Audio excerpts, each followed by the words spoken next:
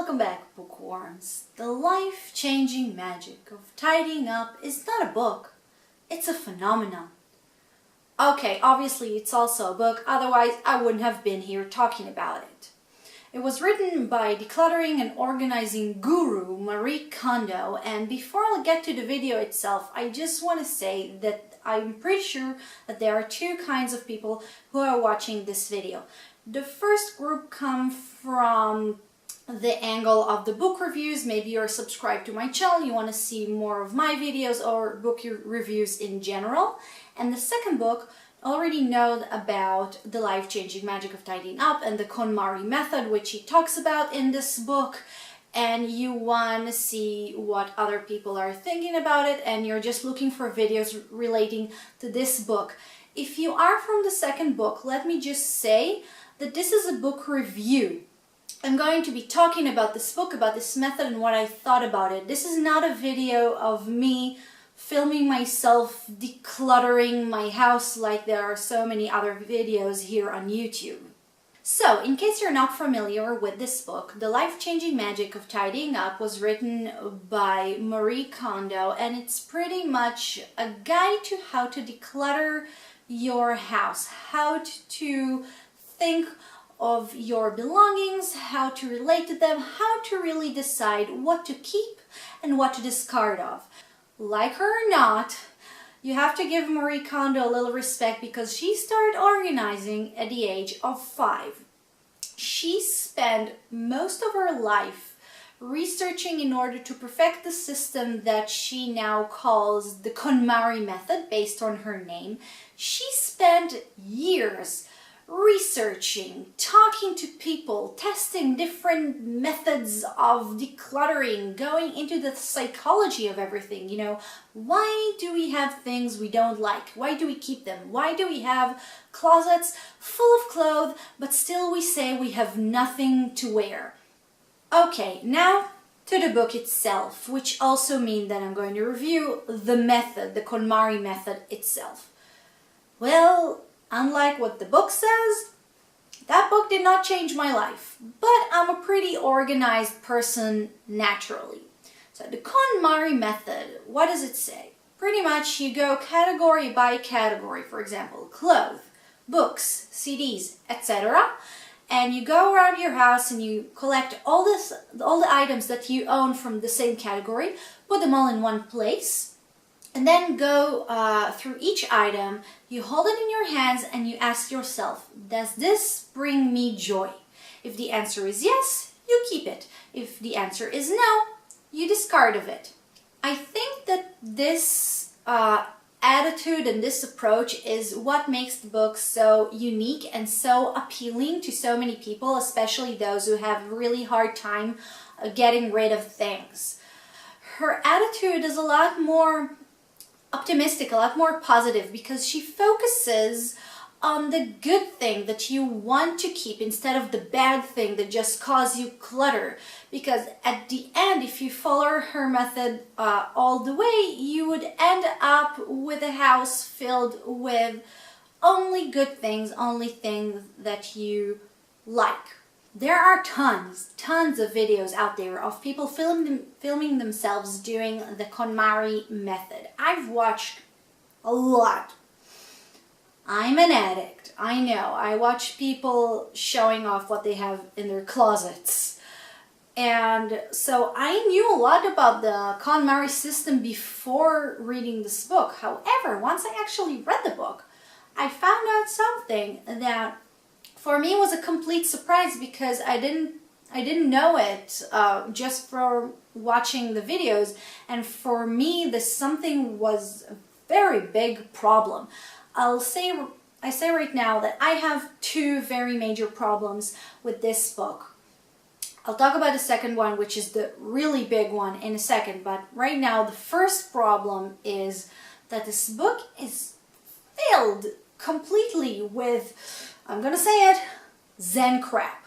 Sorry, if you like Zen, if you like meditation and everything, that's totally fine. It's your life. Do whatever brings you joy. But I'm not a spiritual person. And if you're thinking, you know, okay, to each his own, just think think about that while I talk about the second problem. But she compares decluttering to meditation, which I generally agree with. She also says that a cluttered space leads to a cluttered mind, which I also agree with. But it's one thing to say that you should appreciate your possession and think, for example, that a coat is not just pretty or fashionable, it's also helps you keep warm and dry in winter. It's one thing to say that, but what she said, that you actually need to literally, physically say thank you to that coat. No, sorry, I'm not going to do that. I hate New Age. I really do. And I'm not the only person out there who hates, Zen and meditation and all of those things. Which means that there is a book out there, should be for a lot of people, but just doesn't fit for people like me and all of those other people out there who don't like Zen and meditation. And now you're probably thinking, that's okay. Not every book is suitable for everyone. And you're absolutely right. But think about that while I'm talking about the second problem, which I'll get to in really 2 seconds. I just want to say that if you're like me and you're more of a practical person, you're not into New Age. And by the way, if I had to put this book on a shelf in a bookshelf, that will not be in the self-help section. That will be on the New Age section, even though the book claims to be self-help. So I just want to tell you, if you're like me, if you don't like those things, just heads up, this is the main idea of the book. And now the moment you all been waiting for, the second problem I have with this book. Allegedly, the life-changing magic of tidying up is suitable for everyone, various ages, various people around the world. Moreover, she claims in this book that in order to really complete the journey and be clutter-free for life, you need to follow her advice to the letter. 100% whatever she says, which by the way, no one does, really. So before, if you thought, about the coat example, well, just appreciate your coat in your heart and don't say it out loud, just so you know, according to her, that's not enough and you didn't do it the right way. She completely ignores people who come from different cultures, different countries, they have different lifestyle, different ages. You can't, on one hand, claim that your book is suitable for everyone, but only if they do it exactly 100% like you say it. But on the other hand, give advice that for some people might not be practical, for other people might even be impossible. That just doesn't work together. That sort of attitude is, in my opinion, very, very problematic.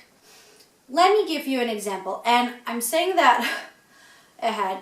This example will sound a little silly, but it's the first thing that comes into my mind. Okay, so she said that no one should have a dish rack in their kitchen because it only brings mold, and if I'm not mistaken, there's a chance that I'm forgetting, but if I'm not mistaken, she also says it's useless. So instead she said you should clean your dishes by hand and then wipe them and leave them to dry on the balcony.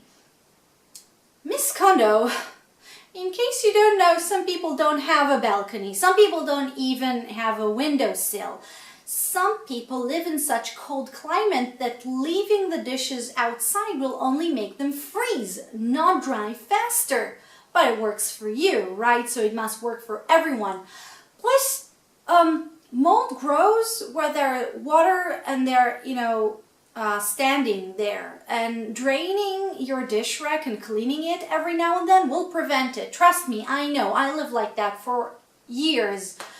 And who made you queen of the world to just decide that no one in the entire world, regardless of lifestyle and culture and whatever, should not have a freaking dish rack?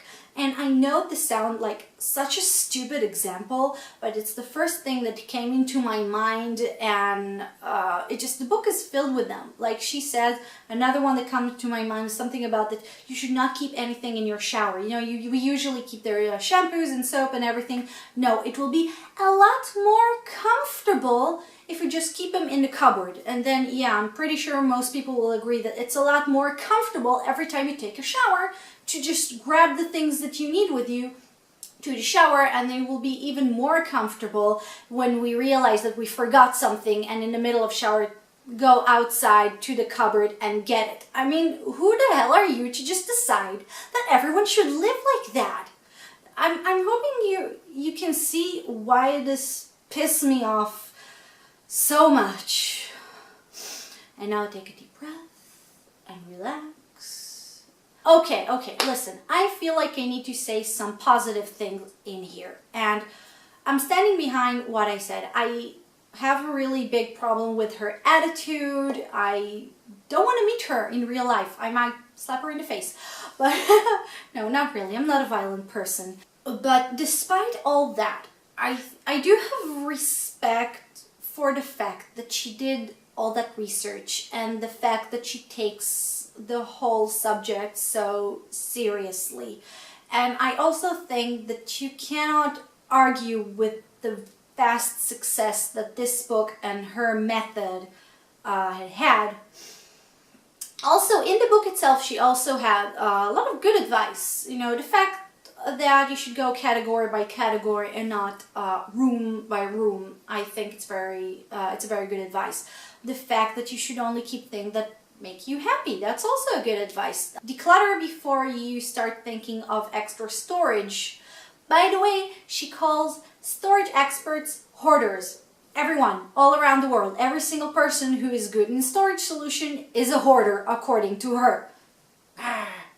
Okay, this video is getting way too long. Let's just conclude. If you're interested in decluttering your space, what I personally suggest is simply go on YouTube and watch one of the many videos of people showing how they declutter their own space, because a lot of times at the beginning they explain what they're about to do and about the KonMari method and how they're going to apply it to their own space.